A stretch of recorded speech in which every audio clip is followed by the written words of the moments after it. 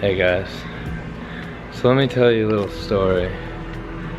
One day someone brought us this old Corvette over there. We weren't too excited about it. It was at a shop for 5 years, left that shop, went to another shop for 5 years. Tons of issues. We had to go back through like each system before it actually worked correctly. Got it working after this big problems with all kinds of stuff.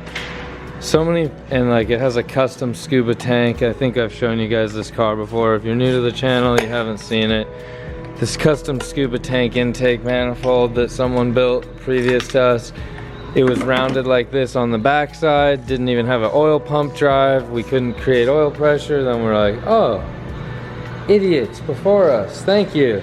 But we kind of figured all the issues out, got it running, went to the dyno, and it has too big of a cam for the head combo or something weird like that, and it only made 500 horsepower, or like a little bit over 500, which is kind of crap for this giant, wasn't it like an 8.4 liter? Yeah, something like that. It's like a 540 cubic inch, so whatever, convert that to liters.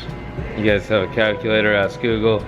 Then we were like, oh, that should make way more power, but it's not. So, and it's like it never makes, it has compression, sounds real lumpy when it's idling, but it like doesn't build up enough pressure. It just sounds like it's kind of like when it's on the dyno and like the air just goes through. Anyways, customer, we finished it, customer comes to pick it up. Only the second time he's ever been to the shop. He like never comes to check up on his stuff, and he's like, it's too loud. And there's the new law in California, it's too loud. So we go, okay, what would we do? And then we're like, okay, we could put another exhaust on. He's like, well, and somehow during the time of us talking, I'm trying to get him to just take his car and go home, be like, we're done with it. It's not like the best project, but we just made it work and it's good to go. Go enjoy your car. And he's like, no, it's like he doesn't want his car to go home. Kind of was the vibe we're getting. Somehow in the midst of that, we start up Baby Blue, which is like, sounds like it's not even running when it's idling. And he's like, well, what kind of muffler you have on that? I'm like, there's no muffler, it's 4-inch straight exhaust. And he's like, what? How much horsepower does that have? I'm like, I don't know, close to 700. And then he's like, what? And I'm like, yeah, you could put a stock 2J in there and make that. He's like, okay. Before that happened, he was trying to tell us to twin turbo this, and we're just like, get out of here with your car, like leave us alone. Cause like, would have been a lot of work, and it's like, we just would want to be like, dude, switch every single part that these other shops did, like, make it so we can build it our way. But anyways, then his mind starts spinning and whatever, all these ideas come in, and he wants to do a 3.4 stroker in a Corvette. So we're making that happen. So he's putting a TJ in a Corvette. This comes out today. He already has a freshly built 3.4 stroker. Over here, Brian Crower crank, the lightweight crank, same ones I run in the comp car, ported head. It has 1 mil oversized SuperTech valve train, BC 280 cams. It's gonna be a big boy motor, but he doesn't he wants to do it like drag race style. So we're still gonna use Turbo 400 trans or a 4L80E trans with like his power glide conversion setup that he did, so it has like a better torque converter and stuff, stall converter I mean, and it's gonna be like a drag style vet that has a TJ in it. So stay tuned as we do this. Motor comes out today, more updates coming soon. Hey guys, so what I'm working on, Dan just kind of told you guys about it, but I'm gonna tell you kind of some of the specifics of what's going on. So I'm pulling the motor on this Corvette right now, and some of the things that are interesting about this car is the power steering is actually what powers the brake booster. So it's got a line over here and a line over here that you can't see, that one right there, and third line right over here underneath the other line. So this first line over here, the one that I was having trouble showing you, that one is where the pressure goes for the power steering pump, like from the power steering pump to the brake booster. And then I guess it just bleeds off a tiny bit of pressure from that and then the excess pressure goes right out of the brake booster and straight to the rack. And I think this tertiary line over here just kind of bleeds off any extra fluid that might have come through the seal or whatever and goes back to the power steering reservoir. So that's kind of simple. We'll be able to work with that fairly easily. And then the other issue we were going to run into is this cooling system. So we have a big fat radiator, which is great, but what we're gonna have to do is stick an intercooler and an oil cooler in front of it. So, I mean, we'll have to have intercooler pipes going past this radiator, and we'll have to kind of figure that out as we go.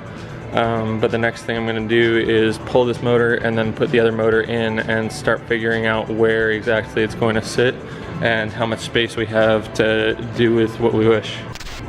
So the motor is out, and what I'm gonna do is I'm gonna use this other motor that we have laying around instead of using his brand new motor that still has plastic on it, just so we don't have to be so too careful with it. It'll be less of a pain if we just use this old dirty motor. And I'm gonna stick some stock motor mounts on it, and we're gonna line it up as best we can with the transmission and try and build some steel motor mounts off this front K-member or off the frame rails or something. But I'm gonna figure that out as I go. All right, so it's the next morning, and it didn't fit quite as well as we had hoped, but the main issue that I'm running into is this, the transmission is actually hitting the trans tunnel on the driver's side, and if I have the motor perfectly lined up with the transmission, it's like 4 inches over to the left. So like it was hitting this bolt over here. The alternator was hitting that bolt over there.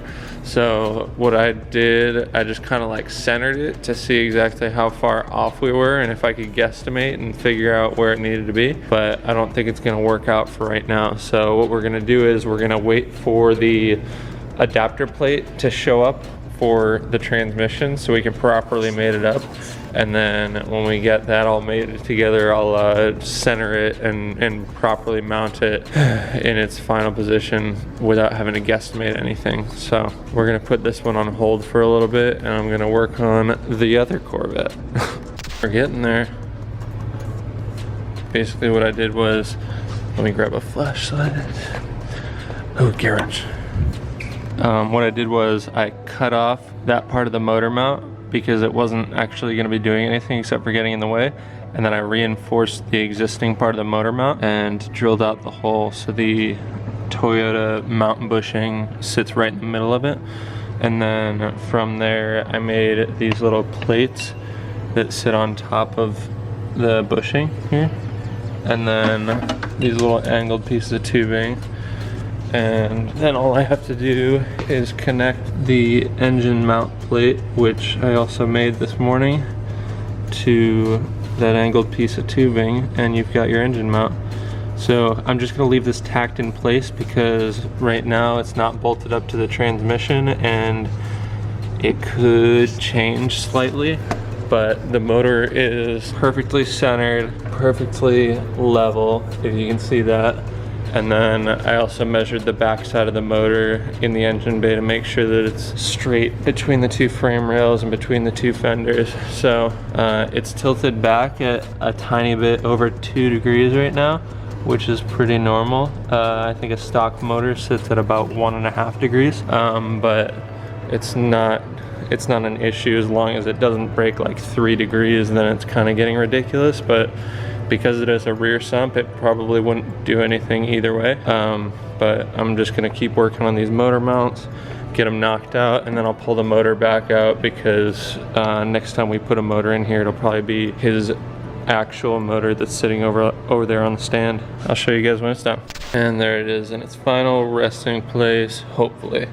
So once we get the transmission mated up, we'll put these bad boys on and make sure that everything lines up the way we want it to. We will probably have to trim the trans tunnel because right now the transmission is actually hitting the tunnel right over here when we try and push it over to line it up with the back of the crankshaft. But either way, we'll get it sorted out and the motor will be straight, and then everything will be the way it should have been the first time.